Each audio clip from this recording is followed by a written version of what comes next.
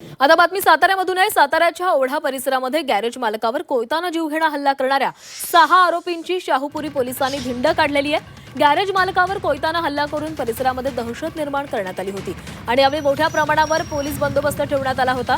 या घटनेनंतर पोलिसांनी आरोपींना अटक केली आहे। शहरात वाढत चाललेल्या कोयता गँगच्या दहशतीला आळा घालण्यासाठी ही कारवाई करण्यात आल्याची माहिती पोलिसांकडून देण्यात आली। अशा प्रकारच्या गुन्ह्यांना पाठीशी घालणाऱ्यांवर कठोर कारवाई केली जाईल असा इशाराही पोलीस प्रशासनाकडून देण्यात आला।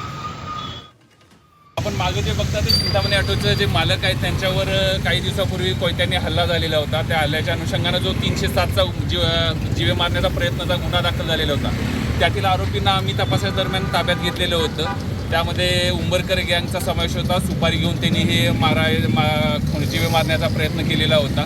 त्या अनुषंगानं यातील आरोपी जे आहेत सगळ्या PCR-मध्ये आहेत, त्यांच्याकडून जे घटनाक्रम होता त्यांनी म्हणजे कट रचण्यापासून दुकानाची रेकी करून सगळे हे म्हणजे हल्ला करेपर्यंतचा जो घटनाक्रम होता, त्या घटनाक्रमाच्या अनुषंगाने पूर्ण घटनाक्रम आणि मार्ग हे आरोपींच्याकडून आपण खातरजमा करून घेतलेला होता, जेणेकरून जे आम्ही फुटेज घेतलेलं आहे ते फुटेज आणि त्याच्याशी मॅच होतं का हे आम्हाला बघून खात्री करायची होती।